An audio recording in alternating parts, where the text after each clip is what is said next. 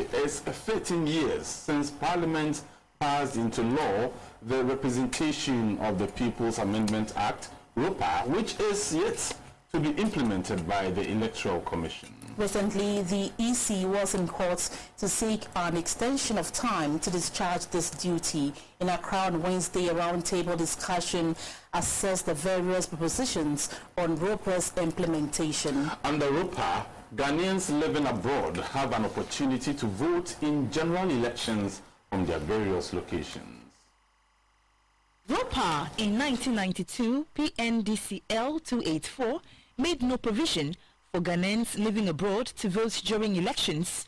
Presently, only citizens studying abroad or working in Ghana's missions abroad and those on UN missions are allowed to vote abroad in general elections. To remedy this, the Representation of the People Amendment Act 2006, Act 699 ROPAA, was passed into law in 2006 to allow Ghanaians living abroad, including dual citizens, to be registered and allowed to exercise their franchise.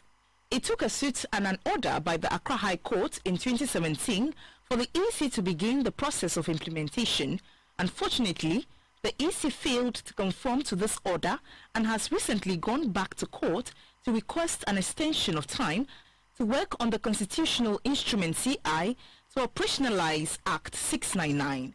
The Electoral Commission in the interim inaugurated a 9-member consultative and implementation committee in December 2018 to oversee ROPAA's implementation. We have a way of knowing the exact number of Ghanaians who live abroad. If you use unorthodox means, unlawful processes to find yourself in abroad, we shall not count you, and you shall have no right to come and say you ought to vote. It's as simple as that. So why are some people thinking about that class of people? A resident director of Friedrich Ebert Stiftung, Mr. Fritz Kopsaiker, said the election process is the basis of democracy and therefore no one should be disenfranchised. Elections must be a substantial act. They also need to be very clean, that there are no significant doubts, that everybody has had the chance to vote and that his or her vote was counted adequately. An MP and a ranking member of Foreign Affairs in Parliament, Mr. Samuel Okujeto-Ablakwa, said the requisite mechanisms must be in place to operationalize ROPAA. This is because the EC must make provision for Ghanaians in the 192 countries to vote.